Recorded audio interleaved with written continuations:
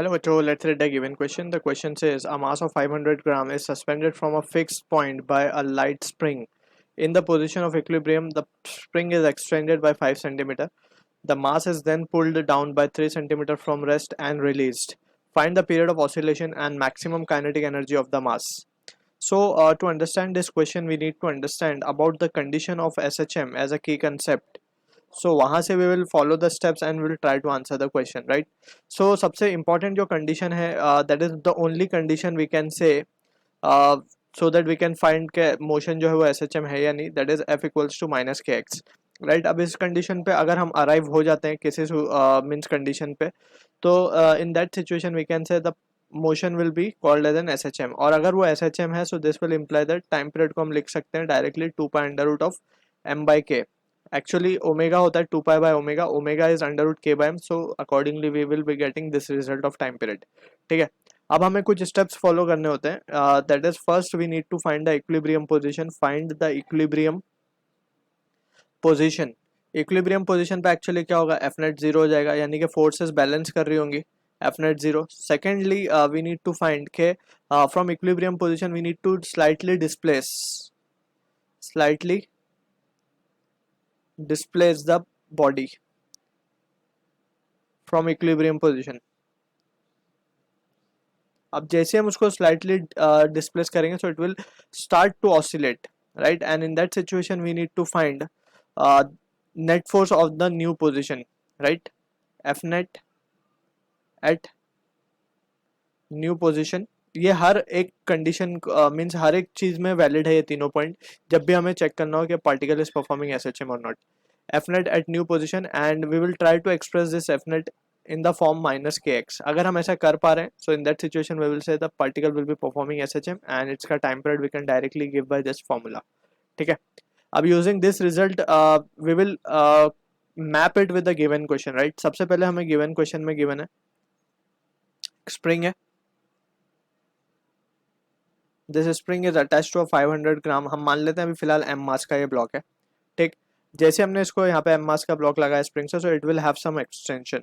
Let's say वो यहाँ पे एक्सटेंड होके यहाँ आ गया. ठीक है, this is the extension it has. मान लेते हैं इनिशियल एक्सटेंशन है एक्स नॉट.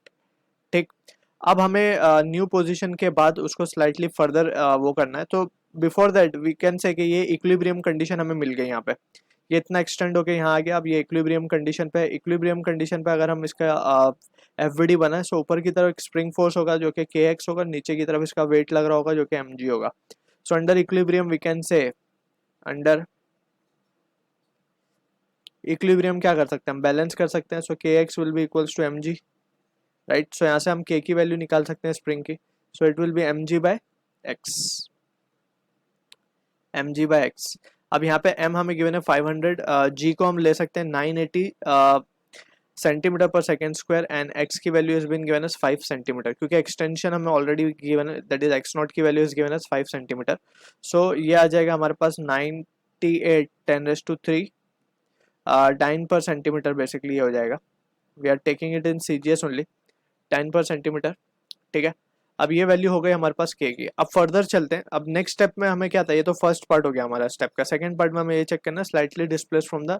अब ये स्लाइटली हमने कितना डिस्प्लेस किया, 3 सेंटीमीटर. सो अगेन अगर फिर ड्रॉ द सिचुएशन, सो हम देख सकते हैं कि ये हमारा पहले लेट से ये एक्सटेंड होके आ चुका था. This was the initial position हम मान लेते हैं, जहाँ पे स्प्रिंग पहले थी वो 5 सेंटीमीटर ये एक्स नॉट आ गया था, राइट? अब हमने इसको फर्दर डिस्प्लेस किया है 3 सेंटीमीटर, या फिर उसको हम कहते हैं x. ठीक है, सो टोटल स्प्रिंग फोर्स कितना हो जाएगा, के x not plus x, right? Total जो भी एक्सटेंशन हो जाएगा स्प्रिंग के अंदर. अब वो इस पोजीशन के अबाउट क्या करना स्टार्ट कर देगा, ऑसिलेट करना स्टार्ट कर देगा, right? This will be just we have shown के ये इनिशियल कंडीशन थी यहाँ पे, इनिशियल जहाँ पे सबसे पहले स्प्रिंग थी. We are talking about this condition. So उसके बाद एक्स नॉट हुआ, फिर हमने फर्दर उसको एक्स दिया. अब ये ऑसिलेट करने लगा अबाउट दिस पोजीशंस. तो यहाँ पे हम शो कर सकते हैं इसको. और टू बी प्रिसाइज हम इसको क्या लिख सकते हैं यहाँ से, इसको थोड़ा सा कंफ्यूजन अवॉइड करने के लिए वी कैन से ये हमारी एक इक्विलिब्रियम पोजीशन थी, right? So this was our equilibrium position, ठीक है। अब इक्विलिब्रियम पोजीशन से हमने x डिस्प्लेस किया है, basically this will be nothing but the amplitude, right, क्योंकि हमने इसको डिस्प्लेस किया, अब वो इतने ही एम्पलीट्यूड में क्या करेगी, ऑसिलेट करना स्टार्ट कर देगी, ठीक है। एंड टू बी प्रिसाइज यहाँ पे जो होगा हमारा, it will B x naught, right, क्योंकि हमने एक्स नॉट एक्सटेंशन गिवन दिया था यहाँ पे। अब यहाँ पे हम देख सकते हैं ये सिचुएशन में हम क्या लिख सकते हैं, टोटल एक्सटेंशन जो स्प्रिंग के अंदर फोर्स लगेगी वो लगेगी K X plus X naught, right.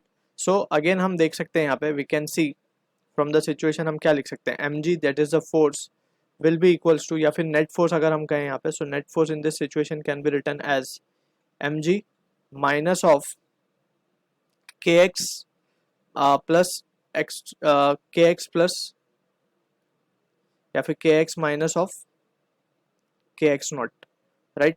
अब के एक्स नॉट हमारा क्या है, k x naught is m g only, so m g cancel हो जाएगा और ये आ जाएगा हमारे पास minus k x, so this will be the net force we are getting, ठीक है। अब यहाँ से अगर हमें नेट फोर्स इस फॉर्म में मिल गई, that is we can see कि ये मिल चुकी है हमें, this third condition is also been satisfied, so हम क्या लिख सकते हैं, टाइम पीरियड को directly it can be written as 2 के।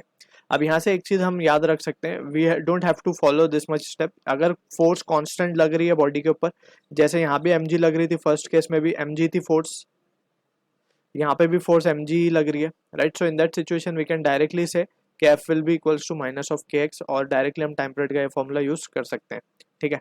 सो अब डायरेक्टली वी कैन से ये वैल्यू हमें मिल चुकी है।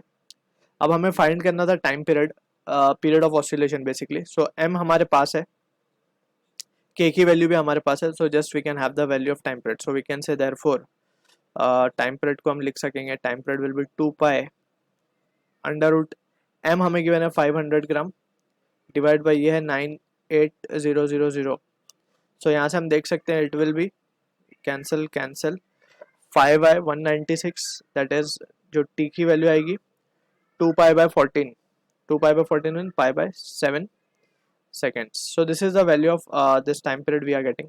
अब टाइम पीरियड हमें मिल चुका है, secondly we are interested in calculating maximum kinetic energy. So maximum kinetic energy कहाँ होगी, these are the two extreme position, ये एक हमारा एक्सट्रीम पोजीशन है, ये एक हमारा एक्सट्रीम पोजीशन है, ये हमारी मीन पोजीशन थी, right, equilibrium means mean position. So यहाँ पे वेलोसिटी मैक्सिमम होती है मीन पोजीशन पे, velocity is zero at extreme position, so velocity अगर मैक्सिमम मीन पोजीशन पे है, that means we can say kinetic energy becomes kinetic energy maximum at x equals to 0. So this is the thing we need to keep in mind.